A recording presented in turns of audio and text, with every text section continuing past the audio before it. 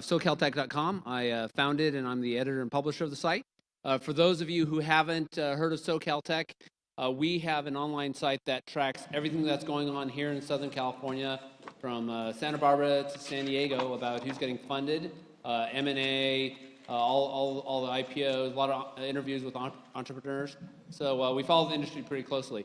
And so today, we've got a panel on big data. Before we do that, I wanted to figure out how many people in here know what big data is? A few people. Okay, maybe we'll talk about that first. And then how many people here are at companies that do big data? Not very many. Okay, great. So I'm actually going to shift over here, since we have a panel of two. And we'll start. First, I wanted to have Nova how does your last Spivak, who is co-founder and CEO of Bottlenose, is here next to me, and we have Alex Becker, who's the founder and CEO of Qless, and I'll have each of these guys talk a little bit about themselves and their companies. Give us a little overview. Nova, you want to start? Sure. So I've been in the internet field since the late 80s when I was in high school, and built one of the first public companies in the space, EarthWeb, in the early wave, and then went on to create a bunch of other companies. Bottlenose, my current company, is a big data analytics firm that generates intelligence from streaming data, primarily for multinational types of customers. And we're studying a variety of different sources of data, including virtually all live TV and radio. We actually analyze it in real time, social media, 4 million news sources, and now enterprise data as well. And what we're doing is we're finding trends that impact strategic or other revenue decisions in these big companies, to help them understand how markets are changing, competitive environments, new emerging customer needs, and so forth. So that's kind of what we do. Definitely a big data company. I actually, somewhat new to LA. This is year 6 for me. I was in the NorCal before that, and then in New York for my first company. And when I moved to LA, which was actually not my decision, it was my wife's decision, every VC I know in Northern California said I was committing career suicide, in quotes, by coming here. And in fact, they were really wrong. I mean, we've raised, well, I can't announce the new number. We've raised more money. We've raised a lot of money, and we didn't raise it in Northern California. We got some investors there, but we raised almost all of it outside of Northern California. And we've hired rock star, ninja level, big data hackers, and they're all here. So it's kind of something that if you tell people in Northern California this, they just don't believe it's possible. So I'm here to say it is. Great, great. And Alex, tell us a little bit about yourself and your company.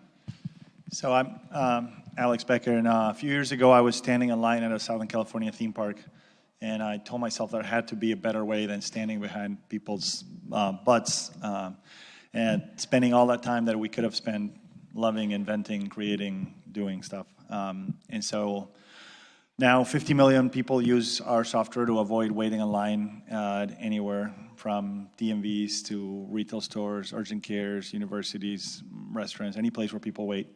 Qless lets them join a virtual digital mobile line from any mobile device, and then get notified as their turn approaches to arrive just in time for service. So we work with universities such as UC Berkeley and NYU and the LA Community College District. We work with big multinationals such as Vodafone.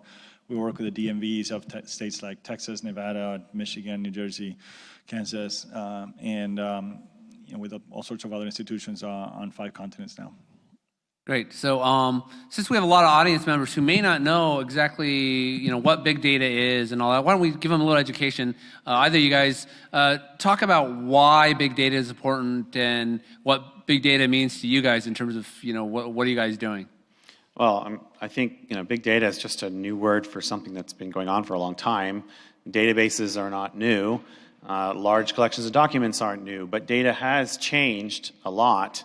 And the biggest changes are still ahead of us. And the way I would characterize the change is that data has shifted from very structured, traditional databases, like Oracle, Sybase databases, to unstructured data. About 80% of data today is living in documents, not databases. The other big change is that data is starting to move faster. So when most of the legacy database companies like Oracle and Sybase were created, the expectation was that data was relatively static. It wasn't moving as fast. Now we have data that's streaming. It's changing sub-second. It's really fast. And so because data has changed, you need new technologies, a new generation of technologies to store and search and get insights out of this data. And when we think about the big data revolution, we talk about 3 V's of big data: volume, velocity, and variety. So first problem was volume, massive amounts of data. How do you store it inexpensively, and how do you query it fast in the cloud? And so technologies like Hadoop, which you might have heard of, were developed for that. But the new frontier of big data is really around velocity and variety. Velocity being how quickly the data changes, or how quickly you can get insights out of it, and then variety, how many different kinds of data. And velocity and variety are actually now really increasing, and variety is actually the bigger problem. It's the problem that more enterprises are struggling with today. Great. Alex, anything you want to add? Yeah, I think the big thing about data is we used to live in a world where people would debate back and forth questions where they didn't know and there were opinions. And today you can just say, let's find out. Right? That's the key thing. Every time there's a disagreement in our company, we just go and look at the data and find out what the data says about it. So there are way too many businesses today that are still not using that. And whether it's big data or small data, still a lot of people still don't speak that language of data and aren't using it. If we talk to the average Fortune 500 retailer and ask them, how many people do you lose during the wait for service? They have no idea. They have no idea. The day after they launch QList, they know exactly how many people they lose at every store at every hour, how many of those are recovered because of mobile queuing, what's the economic impact of that. So I think it's not just about the existence of the data out there, it's about using it. I mean, we had a DMV recently who got into a big press controversy because they were trying to reduce their wait times, and they speculated as to what was going on. They thought, we think it's this and that. And they didn't bother to look at the data that they had, that with QList data that told them exactly what it was, and which was completely contradictory to what they had speculated publicly in the press about what was happening. So I think the key is not just collecting the data, but actually using it. Yeah, and even one other insight is that the reason that big data is kind of a revolution is because the technologies that have come out for this make it much easier to collect and query the data than it used to be. So it used to be a lot of work to actually create databases that could accommodate different data. And now you can basically dump the data in. You don't really have to know the structure of the data, and you can start asking questions of it.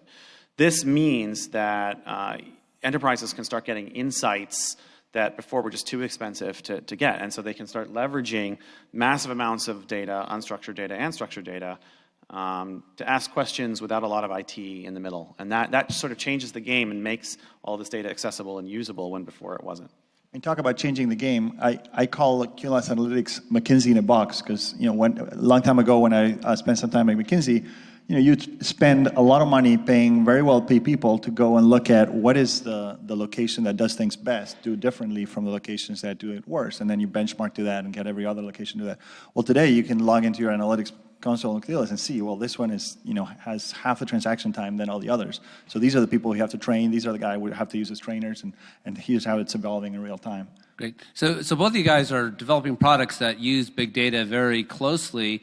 What's the biggest challenge for you guys in terms of harnessing that technology? I think the biggest challenge is getting people who speak the language of data. I mean, I've been in a government meeting where we walked in and the first thing that the head said is, we're not going to talk about data today. We're not going to talk about data today. And then if we presented some data that might have been perceived as showing that their staff could do better, it's like, well, that was downright insulting. Why would you show that data? So I think that, sometimes we try to find an interlocutor at the other end that can understand the data so they make the right conclusions, and they don't have a single person. I mean, this is an organization with hundreds of employees. They don't have a single person who understands data, who knows how to read it. So I think that's one of the challenges. I looked at we did do a series of predictions for people in our circle at the beginning of the year. And one of the predictions I made at the beginning of this year is that there'll be a skyrocketing rate of hiring of data scientists. And if you look at the hiring rates of just the job posting for data scientists, just in the last couple of months, they've grown like crazy. So I think people are starting to realize that you need somebody who understands data to get gleaned information out of it. Or, Well, yeah, and actually, the rate at which data is growing it's growing 6 times faster than the rate at which data scientists are being created. So there's a problem there. And in fact, I think by 2020, IDC predicts that there'll be a shortage of 2 million people just in the US who are qualified to make sense of data using kind of analytical techniques. And so this is called the data scientist shortage. Everybody's calling themselves a data scientist now, but very few of these people really are data scientists. Excel is not data science. So there's a shortage of real data scientists, and that shortage is not going to be fixed by creating more data scientists, because even if we could make them faster, we can't make them fast enough to keep up with exponentially growing data. So the solution to this actually is this new area which Gartner calls smart data discovery, which is what we work on, which is trying to democratize data science to what they call the citizen data scientist. The idea is to make everybody a data scientist without them knowing that they're a data scientist, the same way that you can print without being a typesetter today.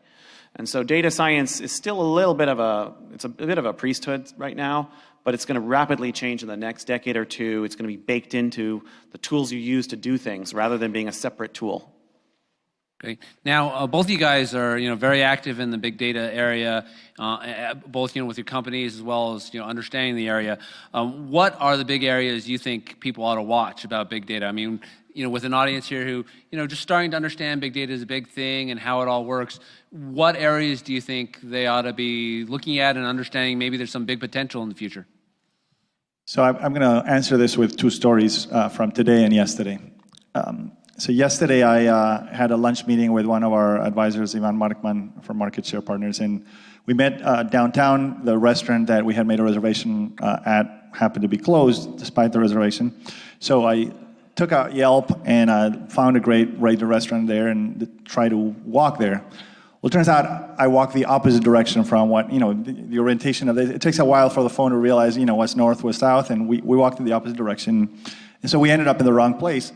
There was no point where this so-called smartphone told me, Dumba, you're walking in the wrong direction for the restaurant you just looked up, and go the opposite way. Likewise, today, I took up Waze to come here, and Waze has a big font, and this is a big address here, North Sepulveda Boulevard, and there's another North Sepulveda Boulevard. And so I spent some time driving to a different Sepulveda Boulevard. Now, Waze has access to my calendar. It knows exactly the address where I was supposed to be coming, but at no point was it smart enough in this, again, so-called smartphone to say, you're going to the wrong North Sepulveda Boulevard. So I think that we need to go from big data to big wisdom, and that is the big transition ahead, right? I mean, these are really simple things. We could have programmed these, very easily into both of these cases. None of these things are happening. There is no case I know where these massive amounts of data, like the fact that there are all these, Waze can show me Sepulveda Boulevards all over the world right now. I don't want to have all the big data all over the world. I want to have the relevant data for me. And so I think that's the next frontier. Hey, Nova? Well, I mean, if you've been reading the tech blogs, there's a lot of excitement these days about machine learning. And in fact, there's something has really changed in this AI and machine learning space, even in the last year. And it's really that this technology, which you might have heard of called deep learning, which is just a form of classification and pattern recognition based on neural network technologies, which have been around for decades. It suddenly, because of some theoretical advances, got a lot more accurate. And that difference starts to make it actually useful in real-world applications where lives are at stake, like self-driving cars, for example. It used to be that these technologies were interesting, but there was a high enough error rate that you didn't really trust your life to them. And now they're getting to this accuracy rate where they can really start being used in areas of our lives that we didn't think we would trust machines to get involved in. And so this change, it's really happened in the last year, 2 years. And in addition to that, a lot of the incumbents have put out open source libraries. They're open sourcing their AI, they're open sourcing their deep learning technologies, and making them available to other companies to start innovating on. And this, to me, is the new operating system battlefield. That's what we're really witnessing here. Just like we had in the 80s and 90s with desktop operating systems, we're now going to start to see this cognitive operating system, which is going to power our smart devices, things like Siri and Cortana, Google Now. These are the new cognitive operating systems. IBM has Watson. These are the operating systems of the future, and the battle's starting now, and it's all around machine learning and predictive analytics. These technologies, to me, are the frontier. Great. Now, talk about Siri and big wisdom. So I recently asked Siri, please call my mother. Siri's response was, which mother? That's how much is needed to go from big data to big wisdom. great. So I think we'll open questions to the audience. Anyone have any questions about big data? Right there. Can you touch upon any interest that you have about genetics and big data or healthcare, or what you think might be really exciting in the near future? So the question was if our panel could talk about big data and how it relates to genetics and healthcare. Who here is a member of 23andMe? Yeah. So it's pretty cool, right? And then have you seen that there's now this aftermarket where you can take your genome, and there's all these other services now you can load it into, and they'll do things like they'll tell you what supplements you can and cannot, or should not take, or what foods you should eat. So I think that personal genomics is going to be just a massive revolution. And then when you tie that with technologies like CRISPR that have come out, suddenly you can do personal gene editing too. That's going to be coming soon. And that is often, I think there's a big opportunity for big data there to learn across lots of people's genomes to make new discoveries. For example, in 23andMe, people are they're filling out surveys and reporting things, and then 23andMe is looking across what people self-report, comparing it to their genomes to try to figure out what genes might be implicated in these higher level issues. And it's a new way of making discoveries, a new way of making medical discoveries. And I think that when you take the power of social networks and crowdsourcing, and you combine it with very cheap gene sequencing and big data techniques, you can see some very rapid developments in personalized medicine. And that, to me, is exciting. Great. Any other questions? If I can add to that, I think there's a huge opportunity for big data in healthcare.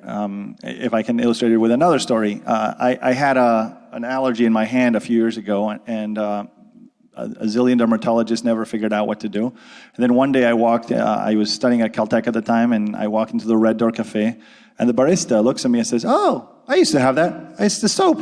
Just stop using soap."